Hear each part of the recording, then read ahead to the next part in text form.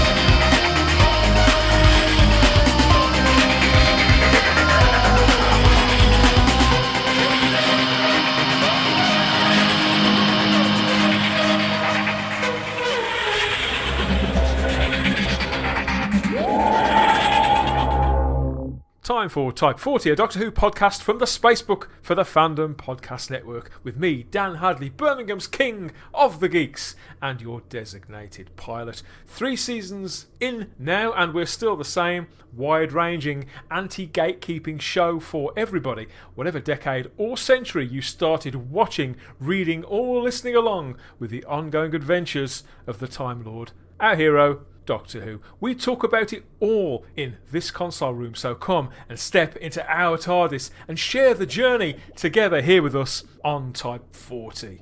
Here we are, materialising again in your ears for more Doctor Who talk. But where are we going? Which decade? And where? Geographically even? Who knows? All will be revealed. But firstly, it's time to materialise. My companion on this edition of the show, my co-host, the original Hoonatic, and our TV industry professional. It's good to see you again, Simon Horn. It's always good to see you, Dan Hadley. Love to be back again. Listen, if I could do this all day long, I would do it. Who needs real life when you can do Doctor Who podcasts? It's true. I could just do this for my entire life. And of course, when you talk about it with friends and fellow fans, whether you've known them for years or for days, for minutes, or you've never met them at all, it's easy to find common ground in the 4th or 5th dimensions, isn't it? Yeah, that's exactly it. I remember going back to Doctor Who conventions in the 80s when I used to do a lot of those. And literally, you would turn up, you wouldn't know anybody there, but immediately you just start talking to somebody about, I don't know, the Caves of Androzani or the Wheel in Space or something. It doesn't matter, whatever, because you know you're coming from the same point. When you're a gas bag like me, then it's difficult to just shut you up. It is, you just put something out there, don't you? And you wait to see if the eyes glaze over or if they blink into life and they go, oh yeah, that thing. And you're either talking for hours and hours and hours, or you get the back turned, and as if it's the most outrageous suggestion in the world to start a conversation with. But such is life, and such is the human race, and such is Doctor Who fandom. But have we got a guest for you this time, eh, Simon? Absolutely. We've been waiting to do One this of the best. For a time as well, haven't we? Because this man is the master of his own domain. But for this particular episode, we're opening up the frequently asked questions, which is Type 40's rummage and grovel through the mind of a fellow Doctor Who fan. That's coming up in a moment, but it's only fair to let you know that if you fancy doing some audio time travelling of your own, each and every edition of this show, past, present or future, is just a tap away on the device of your choice, whether it's Sonic or not. There's full details about all of that coming up a little bit later on, and we'll also be checking in with the matrix of all knowledge that we call the Fandom Podcast Network. You'll hear some more about that, all those other wonderful shows on the network too. The idea with this is that we find that common ground that we've just been talking about, Simon, with any fellow fan. But there are so many decades to Doctor Who, and so many sort of extraneous things. Because it's not just about the TV shows. It affects us and affects our lives in all these different ways. I can't think of anybody who's had a journey quite like this guy. So we're going to be blowing away some dust and playing with some favourite toys, I suspect. Maybe sharing some old memories, because you've known this guy for a lot longer than I have, haven't you? Mm-hmm. Many years. We go back literally to sort of the late 80s. But the odd thing is, we only actually met for the very first time exactly 2 years ago. So we've known each other for goodness knows how long. Only just met. And it's funny because when we met, it was just like we had known each other our entire lives. And I actually don't think we've stopped talking since then. You can't shut either of us up, Dan. Whatever could be lurking in the cellar-like psyche belonging to our friend, artist, writer, curator, restorer of the very fabric, I think, of popular culture and movie history. It's Neil Cole, all the way from his secret base of operations deep in the wilds of Northumberland. Hiya, Neil. Welcome to Type 40. I was going to say, welcome back to Type 40. I forget you've been on before. Yeah, what an introduction. I'm absolutely just thrilled to be here. And I am super thrilled to be on the show with Simon. We have literally been, as Simon says, we started talking 2 years ago and we really haven't stopped. And we have phone calls which go on. And we have to sort of try and find a place to stop them when somebody living with us probably says, look, well, you just get off, It's true. There's stuff to get on with. Yeah. We both talk for you'll have to stop me today. This is why I've got Simon, because usually I do these. They're kind of like head-to-head things, these frequently asked questions. But new season of Type 40, we're going to start playing with some of the formats that we use. And also, Simon would never have forgiven me if I'd have invited you back in and not got him involved too. Anything could happen, because this is one of those conversations where, Neil, you'll be pleased to know, as somebody who likes to rabbit, it is all about you, my friend. This is about you, your fandom, your connection to Doctor Who, your friendship, not just with Simon, but with perhaps across all of fandom. We're going to take it all in. When we found out that you were coming back on, we went through the Matrix's own sort of bio data, and although the Time Lords do keep that as up to date as they can, there are a lot of gaps in yours. There's a few boxes left unticked and a few zones just left completely blank, so we're going to do our best to fill some of those. There will be, because I have been an isolated fan for most of my life, and it's only the last couple of years through the museum that I've actually got to know fellow fans. I knew Simon through correspondence in Second Dimension, which we'll get onto, through the Lunatics initially. And I was literally living in a very quite remote area, and I'd never really, I had a best friend who and I, we shared our love of Doctor Who, and without him, it would have been just myself, So it's a funny one, and I'm only just starting to, get on, not get on. Hopefully I'm not that, but hopefully we get on immediately. But I'm only just beginning to get to know people, so it's lovely. Yeah. Well, you say that, but I still suspect that you may have heard some of these questions before, because these are the things that get fired our way, both by one another as Doctor Who fans, as Simon was saying earlier on, but even by members of the public, the not we or the normies, when they find out that we're into Doctor Who. It could be friends or family or whatever else. Say you go out to the kitchen, right? You go to make a brew, and then you come back in, proud as punch, supping away on the mug that you've got with, it's festooned with Daleks or Ogrons and Sutek and all that sort of thing, and you might, is that a Doctor Who mug? Well, it's funny you should say that, and before you know it, you're right into the conversation. And these questions do seem to pop up. Now, the first one is the simplest of them all, Neil. How old were you, or where were you, when you first became aware of something called, in inverted commas, Doctor Who? Right, and my earliest confirmed memory was that we used to go about every 2 months to Keswick, which is not that far, Lake District, not that far from us, very lucky, about an hour's drive. Yeah. And I once went with my dad.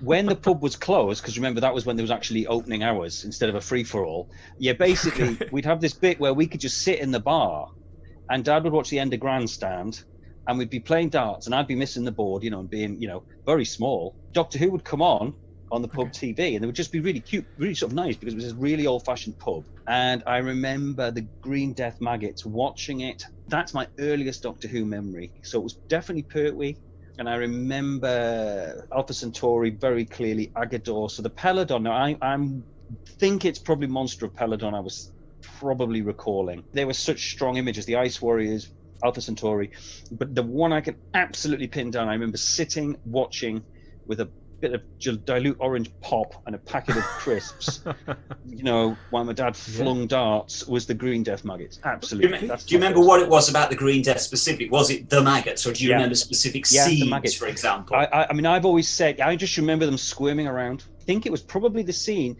they come along and they either menace the troops or Joe, and they hiss. Yeah.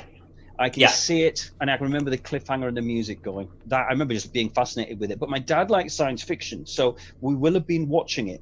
And by the time it got to 1975 and Tom Baker's first season, I remember that absolutely clear as day. It's quite. Do you remember the point at which you kind of fell in love with Doctor Who? Because I'm guessing you wouldn't have fallen in love with that episode of the Green Death. Well, no. You might have been fascinated. Right, I'll tell you what. I'm going to bring out artifact number 1, gentlemen, if I may. Please do. Artifact number 1. I think. It's the 1980s reprint, sadly, because my original I cut up and made a scrapbook. Now, I'm trying to think what year this came out. We all did. So, just for those of you who can't see this, Neil is holding very shiny copy of the Doctor Who monster book. It was a reprint I got about 20 years ago, and it's been in a little Polly pocket ever since. But I had the original with the diamond logo and the poster in. Yeah. But I was always creative, so I used to cut out anything I got, try and rearrange it to make it my own version of the narrative, as it were. And this book was just incredible, because I used to go down with my dad to the pub on a Saturday afternoon to get bored. Let's be honest, in the early 70s, there was no toys, or no sci-fi toys. I had a little tin robot, which I've got actually in a tin back there. Standard toys you'd got to imagine were sci-fi toys. Like a spinning top. A spinning top would be a UFO, that kind of thing. Absolutely. Yeah, I had a little tin robot, which was everything. So it was pre-Star Wars, pre-everything. And anyway, I just remember if it was in the local newsagents, I would get it. My dad would get me it. So the monster book he came back with, I remember we used to go to the newsagent and he got me the original copy, and it must have been 76 because the Zygons are in it. Sounds about right. That's the monster book is certainly an early book that came out. Yeah, it's pre-season 13, isn't it? And yet it's got the Zygons in the back. All the interiors to that one are all black and white photography, aren't they? Yeah, and it's very, very distinctive. And I remember first coming across that book. I've got a couple of different editions of it as well, in various states of disrepair. And the black and white it made it all seem ancient to me. In the mid 80s, thinking, God, the mid 70s was such a long time ago. Early 70s, mid 70s when this came out, there were certain pictures, right? Blew my mind. Yeah, that book coupled with this TV watching. That was it. I was absolutely a fan. I wasn't aware that I was a fan. I just knew that was my... You just knew you liked it a lot.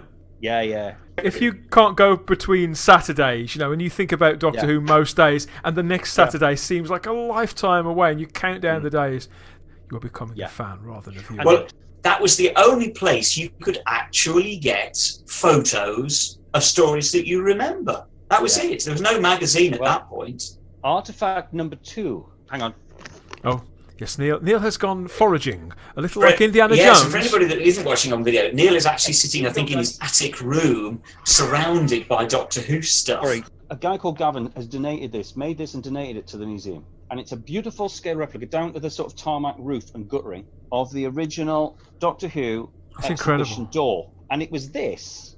You've got this program on the television, which is like nothing else at the time. Nothing else. And that's what people just don't get. Then you've got that book. And then I was then on a sunny day, Blackpool, age 5 and 6, got taken through those doors, and there are the very items that you've seen on your television on the Saturday in front of you. As a 5-year-old, 6-year-old, it was a blurring of fiction and reality, and it was like it's the Santa Claus factor. It blew my mind. And then I came away with this, which is again artifact number 3 now, I think. And inside, so you bought this from the exhibition. So this was the first of the Doctor Who poster magazines, wasn't it? That came out even before Marvel put out the weekly. Oh yeah, this came out before that.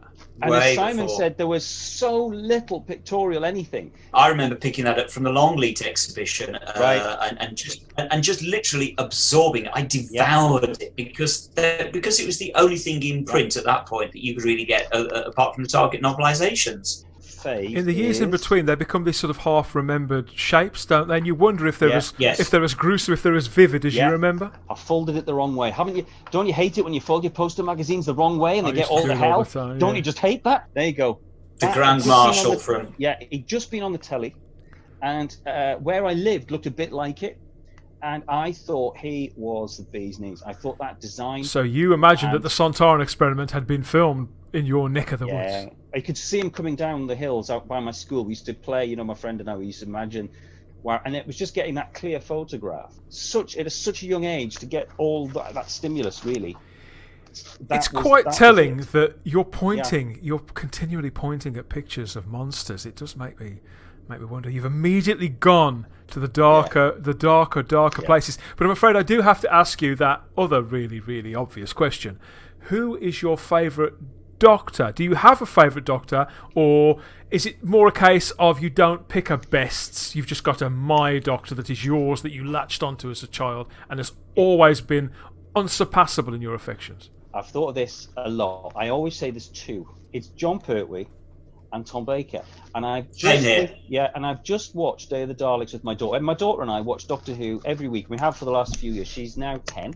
Yeah. And we watch half an hour on a Saturday, half an hour on a Sunday. The best way to watch classic Doctor Who, I always think, because you don't get that repeat of the sets within the same hour. So you get the handful of sets in the half an hour, and it just works very well. It's meant as half an hour, and it works perfectly.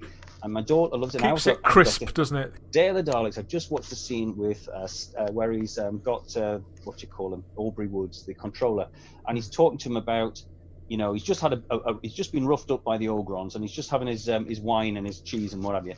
And it's just the way he's talking to the controller, Pertwee, is so calm, it's so collected, it's so controlled, and he's just absolutely magnetic, John Pertwee. He's got charisma and X factor, just lying on a cushion talking to Aubrey Woods about the Dalek. And I always think he's the most forgotten of all of the Doctors, oddly.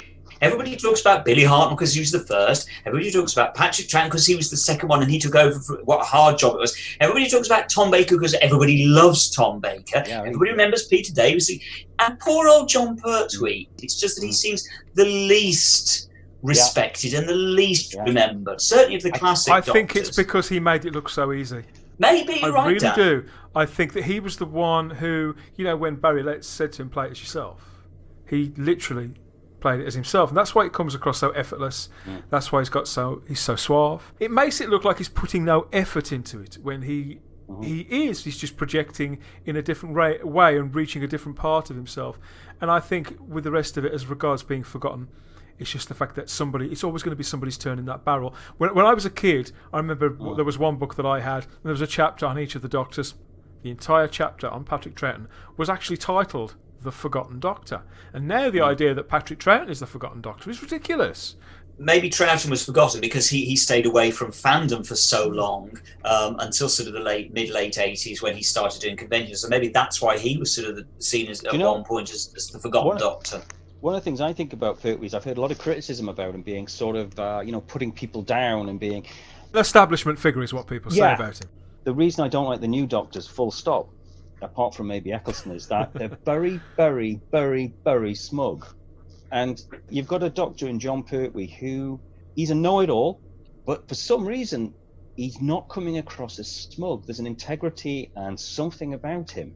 He's not saying I'm amazing all the time. He kind of infers it once or twice, but it's just not like that. All the new Doctors, they just seem to be so damn smug, godlike. For me, I was a little lad who was bullied a lot. John Pertwee and Tom Baker, for that matter, they both were these figures that as a young male, it was a different type of male figure. Someone who actually was okay to be intelligent. It was okay to be polite. That's okay. And all these things that I just thought were wonderful. And it was this role model that a man didn't have to be a Marvel character, didn't have to be this huge buff, a bit of a bloke. And it was just something about that which I feel is lost in the late and not cool. It's why a lot of the kids who come to my Doctor Who club, right, are young boys. I'm going to be honest, there's maybe one or two girls who come. And I can see them, they're loving the fact, this type of character. For me, I had very little money as well, so I used to go in hand-me-downs, and I used to get bullied for that. I got bullied for everything, basically. And here was Tom Baker's Doctor, for example, who was dressed absolutely not fashionably, and yet he was wonderful. And it's like the recent Doctors, it's all been cool, youthful, cool. No, this was a man, both like Baker and Pertwee, they'd lived, they were old enough to have had, you knew off life as actors, they'd had lives, they'd had experiences, and you've just got to look at the biographies of both those men to know that, you know, one was a monk, then he had to go into the army the next day, then he had multiple marriages, all sorts of complications. Like Pertwee was on the hood, all sorts of life experiences. So this guy then was the Doctor. You just knew they had life experience. And they earned the right to stand for humanity. But I feel when I look at a young actor doing this, as a 50-year-old man now, I am not the same as I was when I was in my mid-20s. I did not know half the time what I was talking about, really.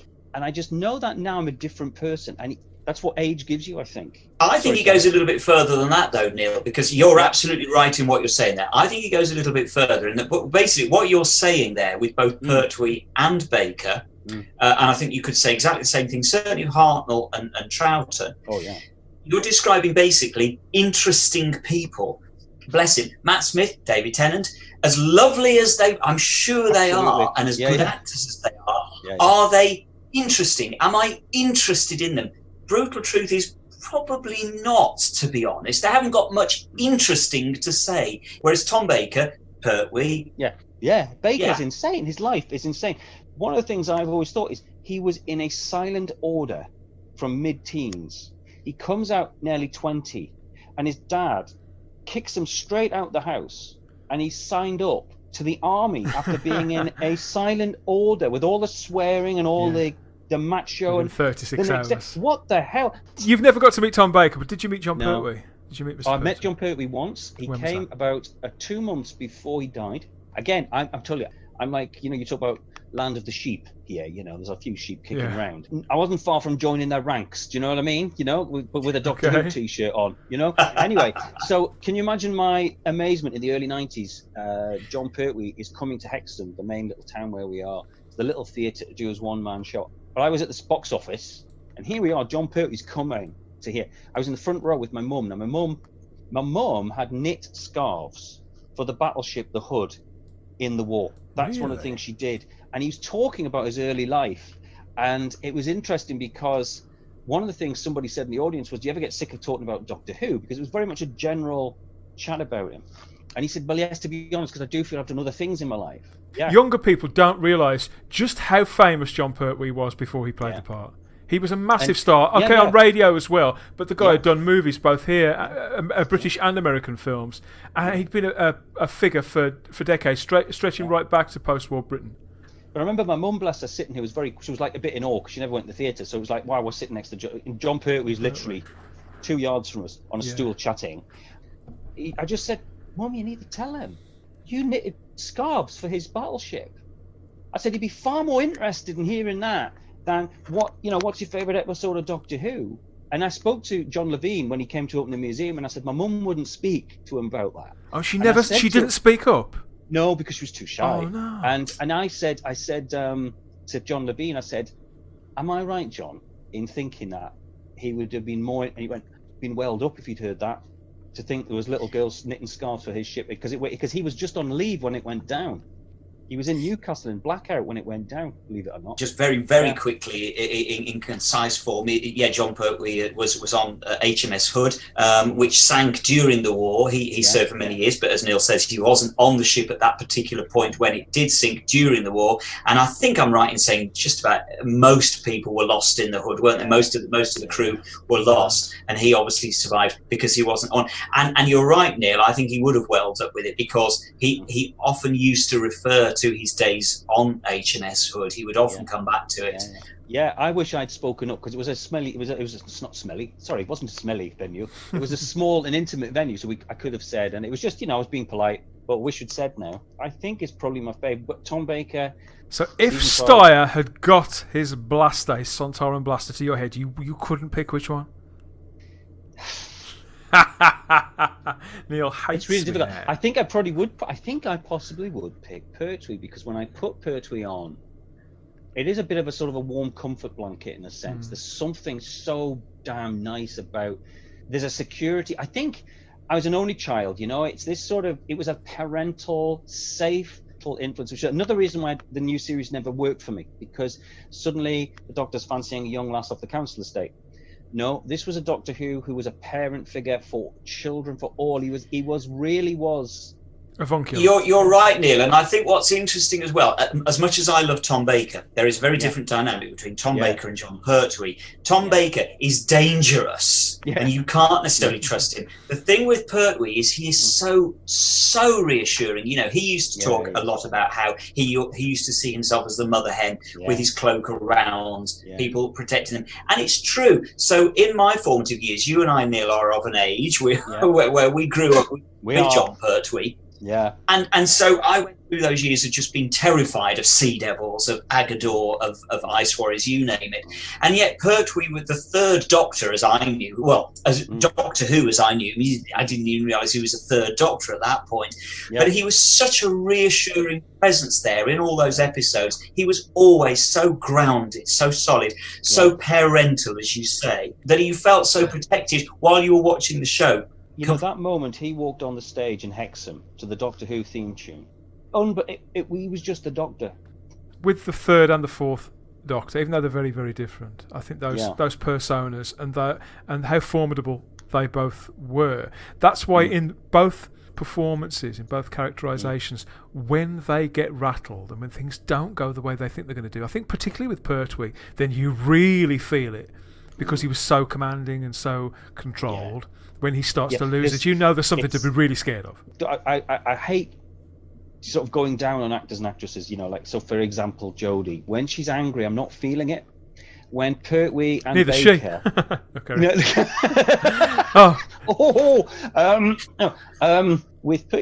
there's an authority to them, and again, part of that, it's funny, when I was teaching and I first started teaching, I had trouble with discipline in my classrooms because I'm a silly bugger, really, and I'm too nice, really, and I like a joke. And I remember going to my head at the time, and she went, "Neil, don't worry about it, mate, because as soon as you get a few grey hairs," because how do you do this? How do the kids just shut up when you go on a few grey hairs, Neil?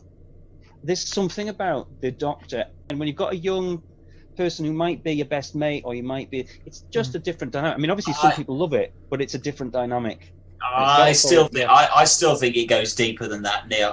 Look, we won't go down a rabbit hole over Jodie Whittaker, but let's be honest, if Jodie Whittaker, every hair in her head was grey, she's never going to command the kind of respect and attention. That expression, a few grey hairs, that sums it up so well.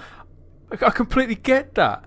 Back in the mid-90s, it was about a year before Pertwee died, I was driving past a hotel on the Queensway, not far from Nostalgia and Comics, the long-standing geek emporium, and at the corner of my eye, as I was making a turn in my car, looked to the right, I saw a flash of something that I recognised, and it was the Whomobile.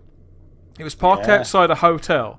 Whoa. And I pulled up. I pulled up at these lights. I was waiting to go, and I thought, wow, you knew instantly, just the fact that John Pertwee. There was a convention going on in that hotel. John Pertwee was there. I couldn't see the man. All I could see was the vehicle. I'd have to go into that room. If I'd seen that, I would. But somehow, Neil, he was projecting, not just from inside that building, but out. 100 yards or whatever. Can you imagine seeing John Pertwee turn up in the Whomobile, turn in? The first time I saw Doctor Who, I took my Doctor Who club at school in a holiday. I took them to meet Colin Baker at a little tiny school about a few miles from the school. He was turning up this tiny little event, and a guy knew I did a Doctor Who club, and he said, "Look, Colin Baker's coming to do a talk. Would you like that?" "Yes, we'll come and see." Right? Colin Baker came in and just peeped in the window and waved, and it was this sense of, it was fantastic. He was lovely. He was lovely. But can you imagine John Pertwee pulling into a ruddy car park in the Whomobile, getting out as the Doctor, which he just bloody well looked all the time anyway. I just think I'd have passed out probably. Moving on to the companions, Yeah. the people who are at the Doctor's side. I'd like to know. Okay, what's your dream team for a start? Which do you think works best? Do you like the one Doctor, one companion rule, or do you favour the sort of crowded TARDIS? You like a few people giving him a hard time, getting him into trouble? Do you know what it is? My friend Nigel, my best mate up here, we grew up together. We're both only children. We both just love Doctor Who. We support. We're a self-support mechanism up here in Sheepland. Anyway, he was always into the companions. He was like always talking about the companions, and I was never, because I'm monster mad. You know, I love monsters. Yeah. So I was like, well, I don't stick anyone. So I just never got that much into them. I don't know. I think Sarah Jane Smith was amazing, but you know what? If I'm one of the things I love to watch every so often is the first few stories of William Hartnell, and I love how it kicks off. I love, so do I. Susan and Ian. I went to my first and only big Doctor Who convention in 2013. My wife was in labour, and she said, "No, just go." I bought the ticket a year before. William Russell was there, and I just thought, my God, I've got to meet William Russell. He was there at the start, and I love William Russell's character, and I just love that whole few stories. I love the fact it's at that point it's not been messed about with. It's pure untainted. It's untainted, yeah, and it's not being fan storied about. It's just lovely. And I paid for this extra ticket so I could go in the evening and meet him as he came in, and he was absolutely beyond what I was imagining. He was an absolute gentleman, and I was great. Then I ran back to the hospital. Long story. Won't bore you with it. So anyway, very understanding wife.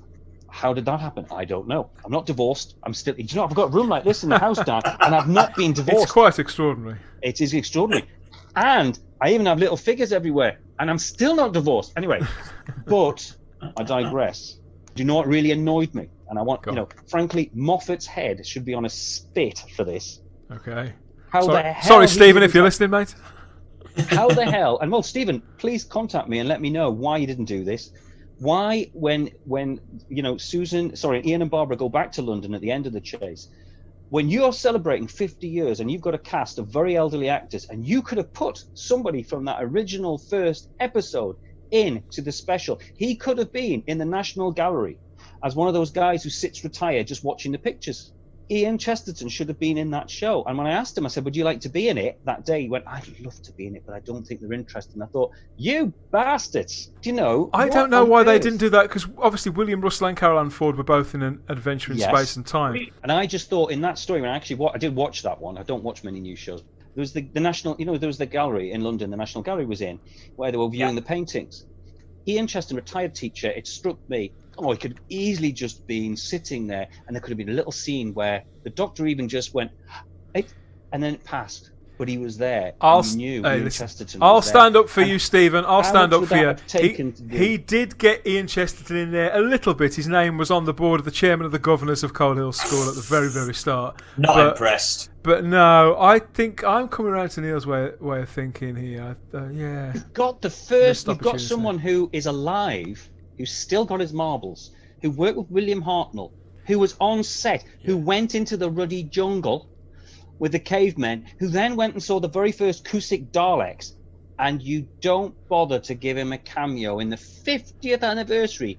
You must be out of your bloody mind. Is it a two-horse race for you then between best companion, favourite companion, Sarah Jane Smith, Ian Chesterton? Which one? I would say all rounder. I probably would plumb for Sarah Jane because she was just so damn good at it. Well, everybody goes. It's funny, isn't it? Because just about every companion and every Doctor is divisive in some form or other. Some people like them, some people don't. I don't think I've ever in my entire life heard anybody say, "I don't really like Sarah Jane Smith." I've never heard that. I've never heard anybody say, "I don't like Sarah Jane Smith." Nobody. Whereas people always say, "I don't like Tegan. I don't like Adric. I don't, whatever." Everybody loves Sarah Jane. I think it's because she's an archetype. I mean, when she first came into it with Pertwee, you could say there was a gimmick, there was the women's lib thing, there was the journalist thing. That was just what she did. It was never who she was. And I think that's the big difference. To be honest, I don't really dislike very many, to be honest. I've got no great dislikes. So, but it's more just if you're going to say which one. Yeah. I mean, in the 5 Doctors, right, when Sarah Jane came back in that, it was pretty damn good, wasn't it? You know? Yeah. And she got a good chunk of the action as well, didn't she? Again, it's. People talk about the bit where she rolled down that little hill, but really, that's a split second. Really, you've got at least half an hour, 40 minutes worth of good Sarah Jane stuff in that story. I think she did herself proud. I love. I mean, Leela. I mean, he's good, very, very good, but I never quite got the Savage thing in the same way. I don't know. I do like. I mean, I think Louise James is wonderful. I just think I never quite got it as much. I think just Sarah. I do think there's an X factor in all art, in artwork, visual support, in all sorts. And I think sometimes you just hit gold. And I'll be honest, I think Pertwee Baker and Liz Sladen are pure gold. They kept managing to hit pay dirt time after time after time on that show, didn't they? And even defying the change of the lead actor and the regular cast and the production team even. They just seem to have this magic touch with it, of not being completely in sync with the audience. Might have got as good again, but it certainly didn't get better. And it's certainly, you're right, it is to do with the production team as well. I was wondering about these Doctor Who viewings that you have with your daughter. Are you watching the stories in sequence, or do you pick them at random? Right. I pick them at random, but I do seasons now. Okay. When we first started, Tilda was about 4 or 5. So the black and whites, being perfectly honest, she just would not sit through them. I've never done the pilgrimage, which is something I always want to do from start to finish. But I've always wanted to do it with someone rather than alone. You know what I mean? Because to be honest, I don't have a lot of time because I've got so many things going on. So it's with my daughter. What I tend to do is watch blocks of series. I got a couple of the Blu-ray sets, not more, because basically all my money goes into the museum. And the reason I can afford the museum is because I don't buy a lot of merchandise now, which it does frustrate me. So what I found that the Blu-rays, you can buy them on a sort of there's a European or US release of them. I think it's US release. That's right, yeah, that'd be cheaper. They're blinking great because they come in really robust plastic casings. Don't take up as much space on your shelf, which is an issue for me. And they're identical. So I watch them seasonally, but I'd love to sit and do the pilgrimage with Tilda, or frankly, any living human organism that will sit with me long enough to watch them all. Okay, so yes, by the pilgrimage, what Neil means there is going from an unearthly child all the way up to survival. Yeah, and interestingly, I've never done the pilgrimage either right the way through, but I've kind of since I started doing the Blu-rays, since they have started releasing the Blu-rays and I've been buying those, I've been watching those as a season in the correct order, and that's the first time, literally since transmission, that I have watched anything in any form of order. I would dip in and out of stuff, but I've started watching them in seasons now, in a block of seasons. Well, I started with Matilda. What I did was, once we got season 12, I got the Blu-ray, and I thought, right, we are going to now go from start to finish from season 12. So we did season 12 last year, right through to survival, which is really interesting. They do fly past, actually. I mean, we watch roughly 2 episodes a week, but they do sadly fly quite quickly past.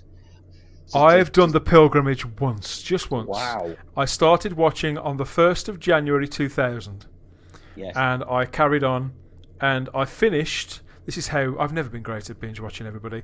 I finished about, I think it was around 4 weeks before the very first Christopher Eccleston episode of Doctor Who. Wow. So 2005. Took you 5 years to do then. So bear in mind that when I started it, I'd got no idea Doctor Who was coming back. Yes, we did. It take me. I went from An Earthly Child right the way through to the TV movie, and so I timed it just right as luck would have it. And I'd go there'd be times in that where I couldn't watch anything for 2 or 3 months for various reasons, because in that time I'd had children, I'd done all these other things. I'd got a really strange working pattern then, which was quite unsociable. Sorry. So I'd pick it up and put it down. That's why it took so long. But it was almost like it was meant to be. And so that finished 15 years ago. I haven't done it since.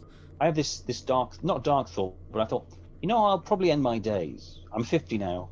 I thought I'll run my museum, and then I thought in my twilight years, in a care home somewhere, I'll do the pilgrimage.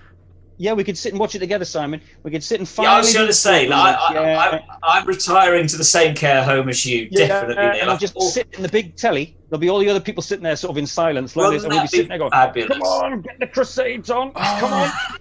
And Neil, think of the symmetry to that. You know, you started off watching it in a room full of people in a pub on a telly, and then you could finish up, and it all goes full circle.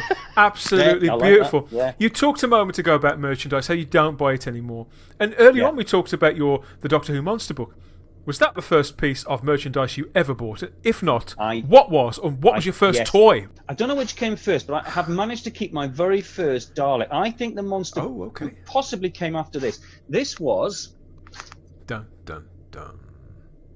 Yes, the it's Louis Marks. my 1970s Lewis Mark, and I can remember putting the batteries in the bottom, little battery box here. Now he's been in the bath, bless him, to relive those stories of the Dalek invasion of Earth, as seen in Doctor Who Weekly, of course. Yes. So he would go around, bless him. And I remember, I'm not after a sympathy vote here, but I just came from zero money, right? So to get this was my Christmas present that year, and it was in a little box, and I was just. Is that the original one, Neil? Is that the original Louis Marks Dalek? That's yours from Christmas. Yes, this is it. And you can see that these went off. I think the sucker was the last arm to stay on. It was just a magical object. And I remember putting it on the floor. My parents' bedroom was still asleep on Christmas morning. And it was going around, making a right old palaver, flashing, banging into stuff. But I knew even then it wasn't accurate, but it didn't matter. You know, and it's funny, isn't it? You just weren't bothered by it. I mean, I had the Palitoy talking Dalek, and I was obsessed with that. I think it starts with a Dalek for a lot of us. It started with me with Daleks as well. Yeah, I remember it started with me with Daleks when I remember making a little Dalek. I can't remember how old I was, but I remember making one out of just an upturned. I can't remember whether it was a yogurt pot or just a paper cup or something like that. It never looked very good, obviously. Yeah. But I think you're right. I think Daleks are the thing that kick off. As I got older, it was like I loved all the monsters, and there was for a long, long time. You really struggle to get anything but Daleks and Cybermen. But there's a lot. I love the Wirren. I love Tractators. I love all these creatures. They're great. So it was just a bit frustrating at times that you always went to the Daleks, which are obviously big sellers, and that's what merchandisers went for. Yes, it is time we took a bit of a break, just for a couple of minutes, because, yes, Type 40, a Doctor Who podcast, is a space book production for the fabulous Fandom Podcast Network, and we'd be letting you down if we didn't fill your ears with talk of all the other shows on the network. Here's a word about all of that, and we'll be back with Neil and Simon in a couple of minutes. Check it out.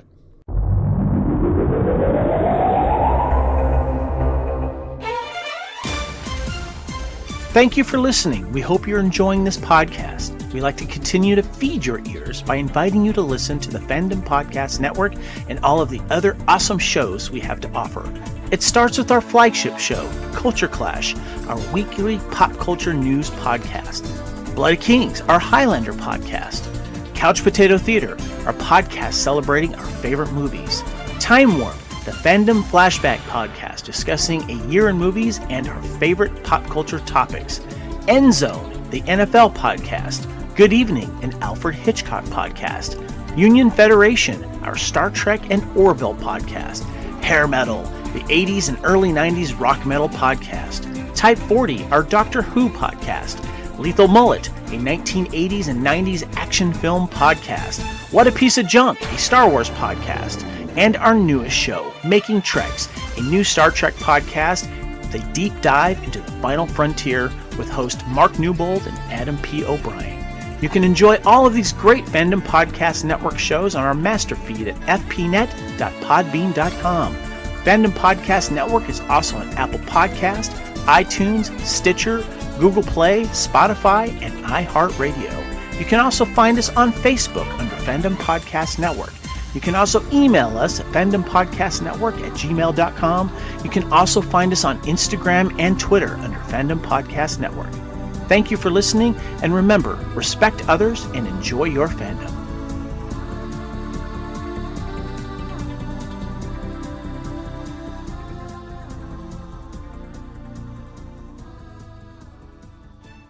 Yes, we've teased and tantalised you there. Now let us clothe you too. Head over to tpublic.com, search for the Fandom Podcast Network, and you'll find a store full of the team colours for all those shows on t-shirts, hats, mugs, and a TARDIS full of other items. Treat yourself, treat your other selves, and it all goes to support the network continuing to fill your ears with 100% fabulous fandom goodness. back with Neil Cole, talking Abe about his history with Doctor Who, and particularly monsters. That was timed absolutely perfectly, because many think, Neil, it isn't just you, many say that the true stars of Doctor Who, they are the creatures, they are the monsters. For you, this is going to ring doubly true, I can tell that already. Do you have a favourite Doctor Who monster? Is it next to impossible? Yes, no, it's not impossible at all. I've got one. Oh, okay, this is easier than picking a doctor. No, this is an easy question, easier than picking a doctor. The Sontarans. Whoa, mine too, Neil. This is new. This is new. Go on, tell me more. No, I think they're absolutely stonkingly wonderful. I think Lynx and Steyr are two of sci-fi's all-time great alien races. They are beautifully written, beautifully fleshed out, beautifully designed, with masks that are just wonderful. It was the unveiling and the head, and then Steyr particularly is my ultimate probably characterization. Lynx, because he's such a wonderfully rounded character, and as well he's got a lovely mission. He's just taken the wrong turn and crashed. There's nothing else. He's having a bit of fun while he's there, but just look, lads, go on. I want to watch people kill things because that's what we're like, but really, can you just let us get on and mend me ship, because I want to go, thanks. Which is a really refreshing. It's not pretentious. It doesn't say anything. There he is. And then Steyr, I actually spent a night camping on Hound Tor in Steyr's Rocks, where he landed his ship with my collie dog. Seriously, I did. Wow. Just the two of you? Anyway, I've got but I was sharp out in the morning. But anyway, there's a little cafe, mobile cafe called Hound of the Basket Meals, because it's actually the rocky outcrop, Hound Tor, where Steyr was, is where Conan Doyle envisaged the Hound of the Baskervilles. So it's the Hound of the Basket Meals. I had no idea. And I remember when they left me, they were the last people there in the night, right? They were, and it's honestly, it's remote. So there was this little van, and I knew they were going, and I was just like, oh well. And I had me a cup of tea, and they said, well, go on, we'll give you another cup of tea, love. Just leave your cup and plate here for the morning. We'll pick it up. And then I just climbed up into the rocks, my little tent and the dog. And I'd be lying if I said it was warm and inviting, but it was, I love it. That's cool. Anyway. In the museum, I have a Galsec rifle, one of the only Galsec guns from the, there's only 3 made, 2 rifles and a pistol. I was amazed to get that. But going back, Steyr is cruel. His mask is just this smile, but he's a sadistic, it's a spread smile, yeah. And it's just genius. And the costume, James Aitchison, the costume design, just a genius. And all you need to do with that design now was make it robust, but keep it. And I think it was McKinstry. What do you call it? I forget his first name. Peter McKinstry. Yes, for the new show, did a wonderful update with this horrible, cruel face. I've seen it. Yeah, he's got a big scar as well, hasn't he? Yeah, and I just thought, whoa, there's your Sontaran. And they didn't go with it. No, he'd respected James Aitchison's design. He'd updated the mask a bit, but it was just this cruel. To me, they are the bullies of the playground. They're the lads who used to kick me in, advanced into, they've just bullied and kicked the hell out of everything in their way. And they're just nasty. It's funny, Dan and I were only talking about this the other day, because my favourite monsters by a long way are Sontarans as well. Yeah. And I just have such distinct memories of that, of the first time I ever saw a Sontaran, which was episode 1 of The Time Warrior, when it went out in 74. Yeah. And I can still distinctly remember that cliffhanger to episode 1 when the helmet comes off. I just absolutely freaked, and that's gone into my psyche. My memory was, because I think I must be about 2 years younger than you. I think you are. My mind. I think I definitely saw Lynx, because I remember recalling Lynx when I saw Steyr, but it was the reveal of Steyr which blew me away. And I remember Dad and I saying, "Oh, it's the back." It's funny because today's monster making methods are so precise and everything else. It's interesting that the monsters then, I had an interview recently with Stephen Mansfield, who did the monsters for the Sylvester years. McCoy years, yeah. Yes, and he's a genius, brilliant. I said to him, why do you, because we agreed, he said, there's something about the monsters in the classic show. And I said, Stephen, what do you reckon it is? His opinion was, it was a theatrical background. You get monsters now, they're made in a very much a sausage factory kind of way. They tend to be all sculpted, all cast, all silicone, all this. And I'm not knocking it at all. But there was something about the theatrical, the way you get the costume department mixing with the makeup department, and there was just, I don't know what it is exactly, but again, it's about X Factor. That original Aitchison costume My theory on all of this is it's in a simplicity of design. And I think the problem for me personally with most of the new series stuff, and certainly the Sontarans are the absolute key example of this, it's over design. You look at those original Ray Cusick Daleks, you look at the original Atchison Sontaran, and they're so simple and they're bold and they're confident designs. The designer knows that they don't need to do a lot. It's keeping it simple. Whereas these days, you've got to over-design it all. It's a silhouette. The Sontaran has this silhouette. Now, the one thing I'll say about the MFX Sontarans is it Christopher Ryan, who played Strahl or whatever it's called. Stahl. His mask was really good. The actual silhouette of them was really rather good, in as much that they got the upright, they got the top, and they got the sort of fact that they're little bully boys. That is, they're little thugs. They're the football thugs of Doctor Who. If they'd just been gunmetal, powder blue, it's not a thuggery colour to me. I can't make all of that pain go away, but I can at least reassure you in the fact that the Sontarans are due back on the show for Series 13. Stop it. You're winding me up, Dan. You know what you're doing. We know they've got the smallest feet ever. They're back to gunmetal grey, though. Yeah, they are, but they're very fussy. We know you've restored all these costumes and monsters and props and all the rest of it for your wonderful museum, the Museum of Classic Sci-Fi. But it's the museum. You're aware of a phenomenon that's taken fandom by storm really in the last 15 to 20 years. The phenomenon they call cosplay.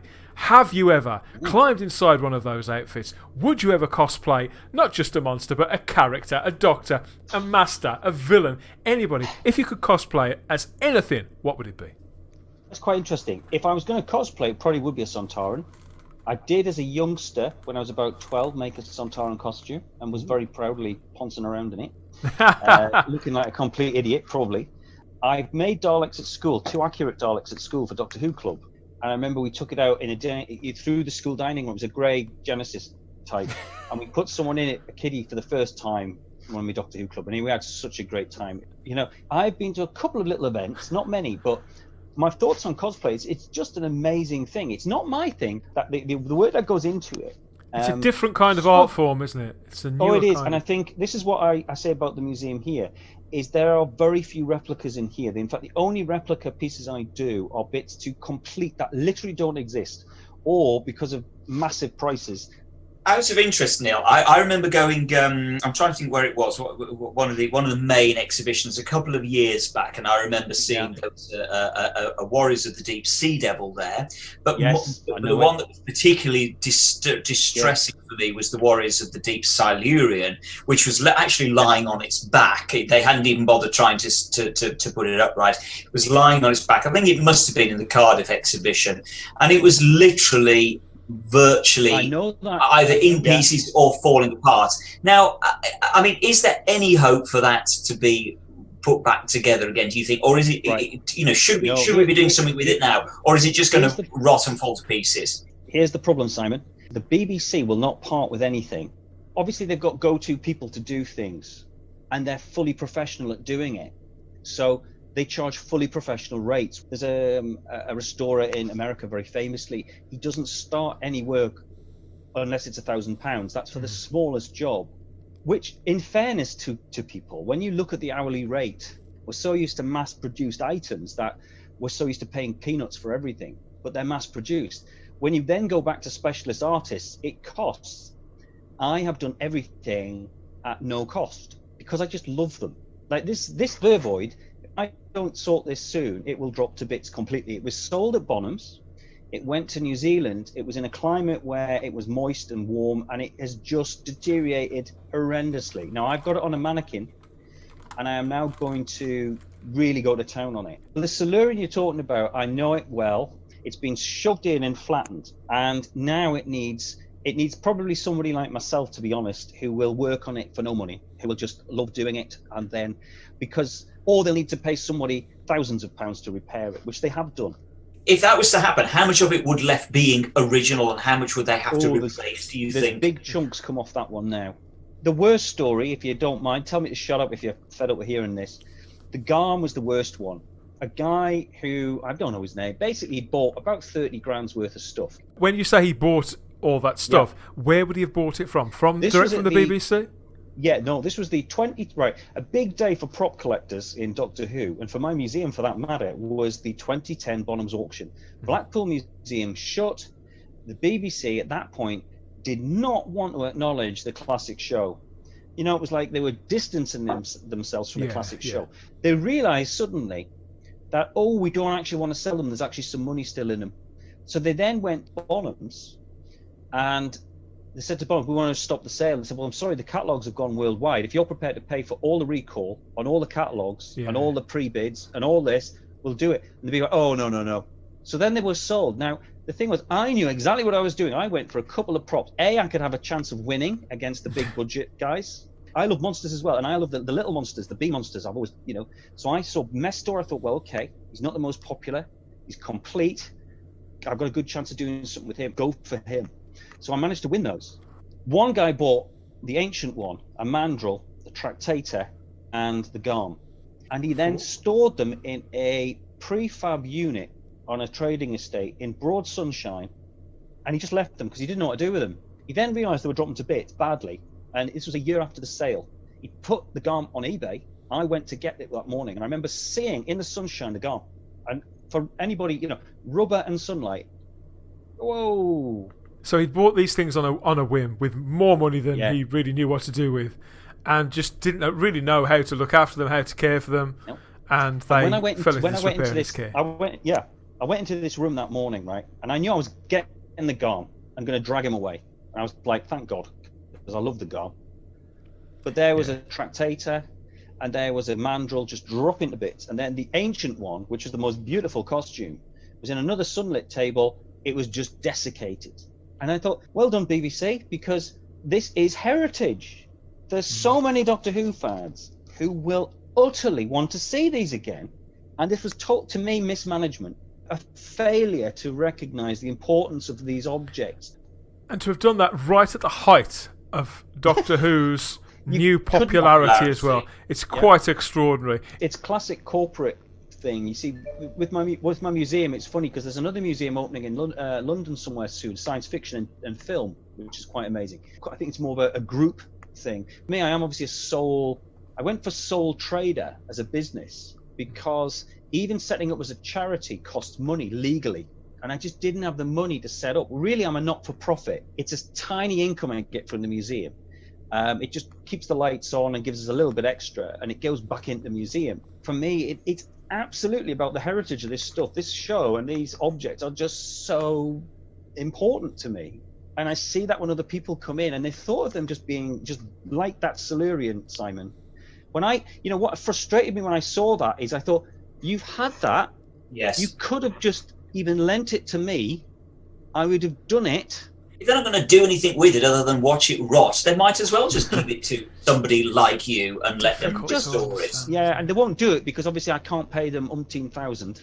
And it's corporate culture, isn't it? And something else that's frustrated me is seeing these various auctions where, as you say, literally the show's heritage, 90% of the show's heritage has been sold off to private investors. Now, that's fine, but we now realise that 90% of the show's heritage now resides behind closed doors, and we will never see that stuff again. Now, it might be beautifully displayed for those people, and it might be really well preserved, and that's great. So it's not falling to pieces, but it's still something that we're never going to see. What is in this museum of yours up in Northumberland, and I'd recommend anybody to go and see this, is that it's your private collection, but you've been generous enough to put it on display for everybody to go and see. This is the point of the show where I usually steam in and ask people, you see, about Doctor Who and the collector's instinct. Not just merchandise, but absolutely anything. And about favourite pieces, and about how serious a collector they actually are. But it seems a really moot point when I'm talking to Neil Cole of the Museum of Classic Sci-Fi. Your collection, your Doctor Who life, really, is there, as Simon said, for all to see and to walk around. It's their manifest. All the love and what money you've been able to put into it is there too, but all the love and all the hard work. Do you know, I'll tell you what it is, Dan. The thing about the museum is very much this. As you get on a little bit in life, you realise that, time is limited. Yeah. So it's like, yes, it is my collection, but it's not really my collection. It's my collection for 20, 30 years, hopefully, if I'm lucky. And then who knows what will happen. It'd be wonderful if one of my children or a fan or somebody took on the collection so that it keeps going. There's just no point in having this stuff for me. Pleasure is seeing people coming in and finding pleasure in seeing the things again, as I did for years at Blackpool. The second Blackpool Museum, particularly David Boyle's museum, was really important because I could drive, from in about an hour, it took me about an hour and a half. I used to go down about once a month. You've got to realise, Neil, you're pretty much unique in that respect. There really isn't, as far as I'm aware, anybody else doing what you're doing, which is putting their own personal collection of unique items on display for the public. It's interesting, Sam, because one of the things I'm having to do here, because I've been shut since March, written the museum guide and also doing little models and doing the displays. It all takes time in the restoration. So I needed to get more time into the museum. But obviously it comes with I've dipped financially. So I'm going to start on Patreon because I've had quite a few fans, I think, have sort of recognized that what I'm doing is, I am here, and I'm going to go on Patreon. And because, again, I came from nothing. I don't want anybody not to be able to join and feel part of what I'm doing. Do you know what I mean? I want to be able to sort of start. So I'm going to start a little Patreon thing where you can join and we'll have maybe little web chats. And it's the community feel, I guess, of this collection. And I guess it's that shared memory. And this just becomes a point of where you can come and visit to get that sense. A point of contact and to feel invested and promote that same feeling you had about the Blackpool event. So I never met David Boyle, but he's a character that people talk about quite a lot. He lived and breathed his exhibitions and things that he worked on, didn't he? If you read Bedwyr Gullager's new exhibitions book, it's quite fascinating. When you actually read about what he went through, there was a horrible factory fire and he went in and he grabbed all the molds and stuff. He was the guy who founded Dapol, wasn't he? Who made action figures absolutely. All through the late 80s, right the way through to the early 2000s. And, of course, the Dapol site was also the location of a Doctor Who exhibition. And when Dapol lost the rights to do Doctor Who figures, he then put on the second Blackpool Doctor Who location that we've been talking about. So this is a man who spent 20, 30 years very much living and breathing Doctor Who. Huge investment into the site. The BBC charged him storing their props. This is what I didn't realise was that they were going to get rid of them. He said, "Oh gosh, we've put them on display at the Dapol place." Well, okay. So they charged him, and effectively he was clearing out their warehouse, providing beautiful displays for them all. And then they withdrew that at some point. It was when he went to Blackpool. And there was a fight. It was all sorts of. It's a heck of a story, actually. I had no idea what he'd gone through, but a lot of it, he had to create the displays for the collection. It wasn't like the BBC came in, a bit like the more recent touring museum. But David Boyle, he had to do all that. He had to stump it up. He did hundreds of thousands in putting converting buildings to do all this, and then still pay the BBC, who he was actually providing a service for. There was no argument. It's like if he'd said, "Well, look, just let me store them." They went, no, we want this sort of money. And it was quite a remarkable story. There's a book in there. Obviously, we're going to make sure there's links, more links that you can possibly handle to find out the full story. Neil Cole's Museum of Classic Sci-Fi. There's a website with a dedicated Doctor Who gallery, which you can sort of have a virtual tour around to see what's where and plan your visit for when we're all able to do that all over again, and ways in which you can support Neil Cole and the museum in the future. So stay tuned for all of that. But the final section of the frequently asked questions is usually geared around our fandom, and I ask people what their warmest and fuzziest memories are. But this time I want to kind of open that up, really, because I want to talk about the relationship and how yourself and Simon have first crossed paths without physically meeting. Who wants to start telling that story, Simon? Perhaps you should tell us a little bit more about the Hoonatics again and where that originated from, and then how Neil came in. Yeah, absolutely, because this is such an important part of my life, or has been, and Neil goes literally pretty much right back to the beginning of that, although we kind of didn't really know it at the time. It's a really bizarre story. I set up what was at the time the West Midlands Hoonatics, which was just a local group, a branch of the Doctor Who Appreciation Society, and I started that in 1987, and very quickly realised that other people from outside the West Midlands seemed to be getting on board. and interested in something that was not the Doctor Who Appreciation Society. So I just had ideas. Okay, I'll start to expand it out a little bit. So I started the magazine that we did, which was called Second Dimension, which was a monthly magazine.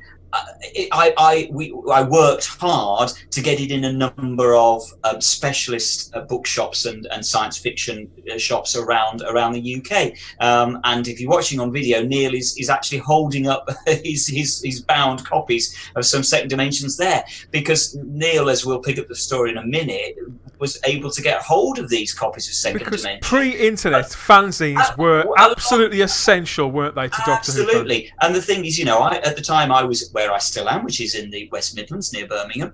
But people had the opportunity to buy this magazine, and it connected people. And I think the thing that we do with the magazine, which is where I think Neil and I sort of connected across the miles without realising we were connecting, was we went out really to have a lot of fun with Doctor Who. We loved Doctor Who. We didn't really care what we were doing, how we were doing it. There was nothing professional in the way we did it. We just got on and we had a whale of a time. And I think, Neil, you responded to that. You pick up the story and tell how you got these magazines.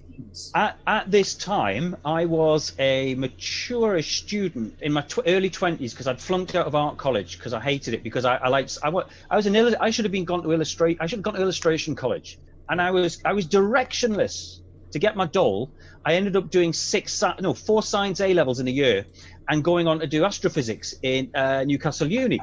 I was very isolated as a person and a fan at the time, to be honest, because just location and circumstances. And I used to go to Forbidden Planet in Newcastle. I just saw Second Dimension. There was a couple of fanzines. I saw Second Dimension. I absolutely loved it. And it was a very sort of friendly, lovely little magazine. And I remember subscribing to it. I had no money as well. Anyway, and it was same shop. And I remember writing, and I remember seeing Simon in it. And I just remember looking forward every 2 months to getting my issue. And they were like gold dust. The only things I got then were the VHS, were out at the time. And then, I didn't drive, I didn't anything. It was just a very simple little life I had, walking my dog and watching a bit of Doctor Who, studying like an idiot, and reading my Second Dimension. And they were very, very special to me. And I remember seeing the staff of the Hoonatics were in there with their little columns and things. And then it was when I was on Facebook, I saw Simon on there. And I was just like, my God, is that Simon from the Hoonatics? And I recognised him. And it was just amazing. And then I wrote to you and I said, look, these little magazines, I've still got them. And I said, I've bound, not only that, years later, I managed to get one of these nice volumes and I bound them. And I was completely humbled when Neil sent me these photos of his bound collection of these magazines. Yeah. Let's be honest, I poured a heck of a lot of love into those magazines in the same way that Neil does with the restoration of the costumes that he does. Because this was pre-internet days, I had no idea. I would be up till 3 o'clock in the morning doing these magazines to get to the printers, and then they'd go off, and then they get sent out. I wouldn't know where they were going, and so there was no real communication with people that were reading them. So literally 20 years later, to get this email from Neil with his photos of these copies, and I know you said, Neil, at the time that they were a lifeline to you. They were a lifeline. Because they sort of connected you, A, to real life, and B, to Doctor Who fans. Yeah. And that, to me, it's fair to say, for me at the time, I'd suffered years ago, and I'm very out about this, with mental health issues and all sorts of things, and it was a lifeline. I mean, I was very good at working, and I was a grafter, always been a grafter, but very isolated, and they were just this little chink of light, and connected me to other people that had the same passion that I had, and they were incredibly important, and they were and they're very lovely little magazines, and I still take them out every so often and have a flick through. Love them. And yet still, until a couple of years ago, we still hadn't met, because obviously Birmingham and Newcastle are a very long way apart, and so it's not something I wish I was close to Neil. We'd go down the pub. We wouldn't at the moment because of the pandemic, but we would go down the pub. But so we met a couple of years ago for the first time. We just went to the pub and sat and just and I got Simon to sign my copy, which I'll never forget. That if you told me I'd meet and have an evening in the pub with Simon at the time, and it's signed there. That was the issue I just picked up randomly. I won't say it because the light's shining. I randomly picked it up from Forbidden Planet. Amazing. Obviously, So for people out there who've never seen one, never read one, who weren't around at the time, how many of those did you produce in the end, Simon? How many issues of second crumbs! You've put me on the spot. Well, basically, we did it for about 4 years, 3.5, 4 years, a monthly magazine. So what's that? About 30, 40 issues we did in total. We never managed to quite get to full colour, but they ended up really good, professionally printed on glossy paper, with about 30 pages in there. It was a league ahead of any other fanzine at the time in terms of production standards and content. The word count. Yes, absolutely, and it was absolutely a labour of love, not just for me, but for everybody that worked on them. And there were a lot of people that I can't take solo credit for it in the slightest. You're talking about fuzzy memories. I had my second dimension, and then these little things came out, which are Harlequin Miniatures. I remember these Harlequin Miniatures in some early 90s, weren't they? They were amazing Harlequin Miniatures because they were such a range of figures. You could get a Dravin, you could get a Rill, you could get, King Peladon. These are tiny figures, aren't they? For people who aren't aware of Harlequin Miniatures, they were heavily advertised at the time, and the idea was it was through gaming shops, sort of Games Workshop style thing. So you'd buy these figures, you'd be able to paint them, wouldn't you, Neil, and do whatever you wanted with them. What I did was, you'd go into your own little world, creating dioramas. Now I've never seen anything quite like that. But here's one, and this is one I did not as good as that one. A full diorama of the tunnel from Day of the Daleks, with Daleks and Ogrons. I don't know if you can see this one. You could buy war machines. War machines! I just think for the museum, I thought this was something that I did years ago. It was like a quiet inner world you could go into, and you could put in, you could afford to buy multiple creatures. So like my Ogron, the Day of the Daleks, it's a lot of critters coming out there. But it has to be said, the diorama of Day of the Daleks is far more impressive than the one that appears on screen. It's incredible. There you go. Anyway, but it's lovely because I'm a sculptor. I could sculpt the bridge and everything. Because what the idea of the museum is trying to have a prop from each story, or as many stories as you can. Obviously, I'm never going to do that, so I can actually put these little dioramas in.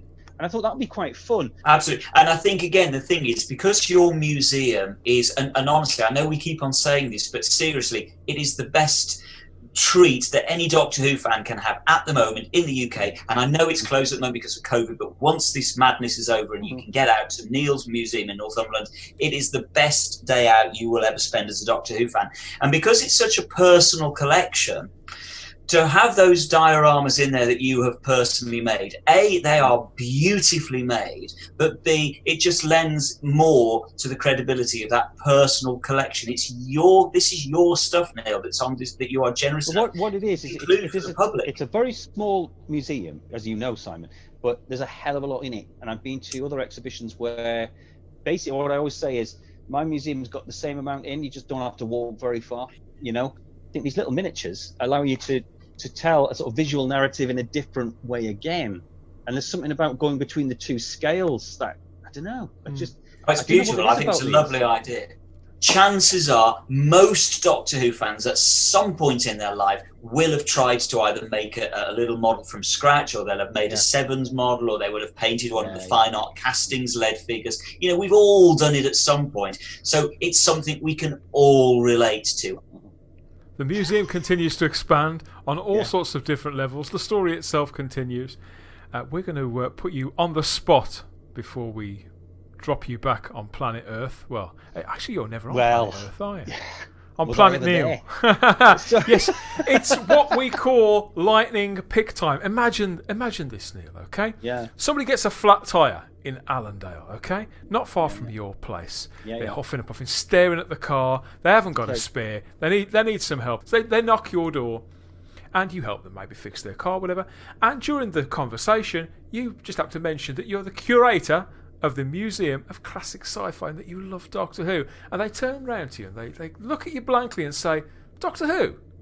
What's that? I'd like to know which DVD of which story, I know you're going to go classic, which DVD of which story would you pass them a copy of and say, here you go, this is the ideal entry point. This is where you should start. God. That's a horrible question, Dan. I'm a horrible person, Neil. One ruddy story. One story. That's the one, yeah. That's just so hard. I said recently... Have two. Thank you. I said recently. Okay, recently I would have said I did say that if I made Doctor Who now and I was given the production job, I would go back to Inferno. That's not really. That's what's the word? It's not. It's not atypical of Doctor Who, is it? No, it's not. Not representative. I would possibly doesn't represent. I'd possibly go for the Ark in Space. I found it really tough when Dan asked me this question. I found it really tough. It took me a moment to think of it, and if I remember correctly, I think I said the Robots of Death. You did. No, it's a good choice. From the slightly further on, I love Earthshock. Favorite story is the Sontaran Experiment, hands down. But the Ark in Space it takes Harry from Earth, puts him in a space station, and you get to know a lot about you get enough about the Doctor. With the Ark in Space, why it's so good, that story in particular, it reopened the universe of Doctor Who. I know that Pertwee's Doctor got out and about a little in the latter half of his run, but it was still an extension of what had gone before. It was still really ostensibly tied to the Earth. Now the Doctor was free to roam and in a brand new body and to make a new history. And it felt like, when you go back and watch the story now, it does feel like something's almost beginning again with that. Yeah. It's the first story I showed my daughter and Doctor Who Club. And this was before the new series came on, to a bunch of 9-year-olds who'd never seen Doctor Who before. I put on the Ark in Space. And I also did that for my daughter. And my daughter loves the Wirren and loves that whole thing. Now, they seem to get the concept from that story. So that's quite interesting. So that's your answer then, isn't it? It is the Ark in Space, clearly, because that's the one you chose to start with. Yeah. Is Neil Cole's Doctor Who Club still going at school? Yeah. Not at the minute, because in COVID, we can't mix children bubbles at school. So it's been on... And unfortunately, I've got a bunch of die-hard fans now who are now about 12, and bless them, they have been asking me every week, is it on again? It's like, no. And so they are just... All these kids, year after year after year, generations now of kids have come through your school and through your Doctor Who Club, and you've helped grow the love of the classic. And isn't it interesting, because it just goes to show that even the kids of today do love classic Who. They don't need modern Who. Here's my 3 I show Doctor Who Club, the first 3 every year. Yeah. Ark in Space, Earthshock, because the Cybermen are so bloody good in it. I agree. And it's got the last 2 episodes, episode 3 particularly, the build-up and the tension, it's great. And the other one is the special edition of Day of the Daleks is damn hot, I think. It's a great story. You've got Nick Briggs' voices are fantastic on it. It just irons out. And for a young person who's used to seeing fast-cut editing, the fight sequences in it, particularly the bit with the scene where the Ogons come in and attack Pertwee in their study, are so nicely cut now that the kids are just like, wow. The original, I love it to bits. However, there is no denying the shortfalls of the Dalek numbers and the slowness of the bits. But the special edition, I recommend that as a new Who watch to someone who's just a new Whoer. I love the fact that this club has been going on since before the series came back. It's still going on now. Since before, during, and after that massive explosion of interest with the Russell T Davies. Interestingly, right, when Tennant was on, numbers were up to 60 in my Doctor Who club. 60? Right? We even wrote to the BBC complaining in an English lesson about Torchwood, because we all agreed that the Torchwood action figures, bearing in mind it was an adult series, should not be on the shelves in the toy shops next to the Doctor Who figures because their kids were buying them. And yet it dealt with some fairly heady stuff. And my Doctor Who clubbers, who, let's be honest, are not daft, they all thought that was just naughty marketing. Anyway, but it then dropped significantly. In Doctor Who Club at the minute, it's down to about 8 or 9. And that'll tell you something. 60 Tennant, start of Matt Smith. It's down to what it started in. The first year it was a Friday lunchtime. I said, look, bring your packed lunch in. We'll put an old Doctor Who on. What's that? I'll show you. We'll sit and watch that. Got them hooked. We built the Dalek. And then it's now what? Gosh, nearly 20 years later, we're back down to the original number. Read into that what you will. I speak for all other Doctor Who fans, I think. Thank you for doing that. I think that's just a wonderful gift to give to children, those experiences. It's not a hard thing to do, Dan. Just sit and watch your programme and enthuse about something, and seeing young people get pleasure from it is really just not a difficult. But they're going to remember that always. It was really when I took them to meet Colin Baker, Nicola Bryant, and Sophie Aldred. I mean, I've got the press cuttings from it on the TV.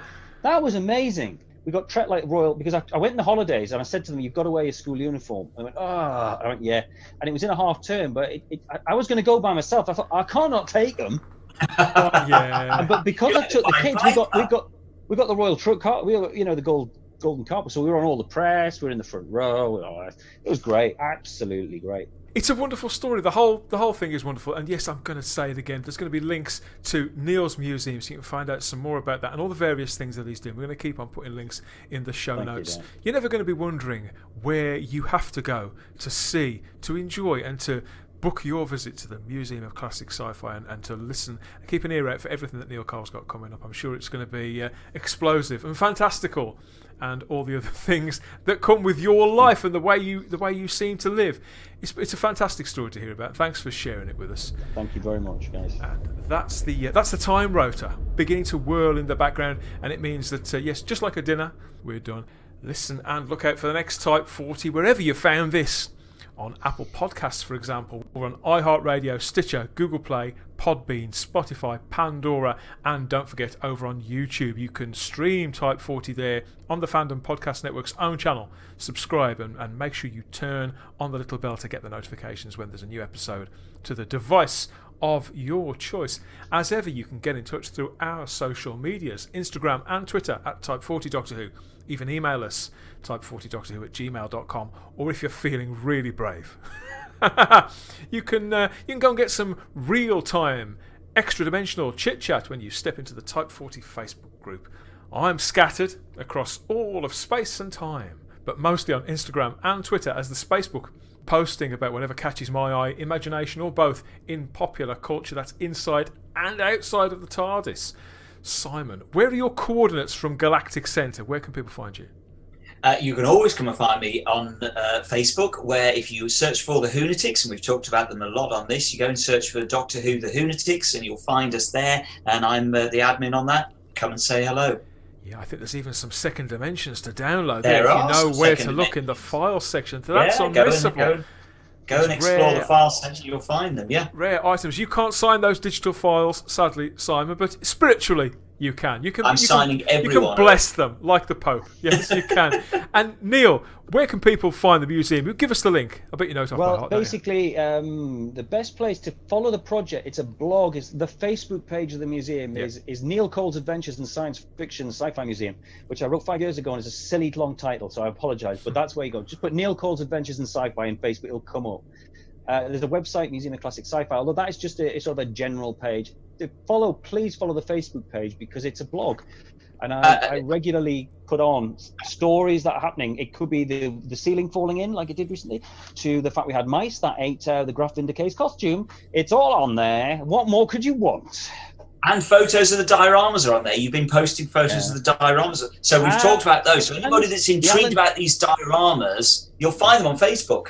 And the Alan Dalek Mark II is coming, the all-metal. It's a totally all-metal Dalek. Alan Dalek Mark II has been made by one guy, including someone who's worked on the show, and it's basically going to be amazing. And Sophie Eldred's coming as well to redo. Well, you must come back onto Type 40 and tell us all about that close to the time and get people stoked up, because that sounds unmissable too. Listen, we'll always have the time if you have the space here on Type 40, but thanks for listening. We'll catch you again soon. Bye-bye.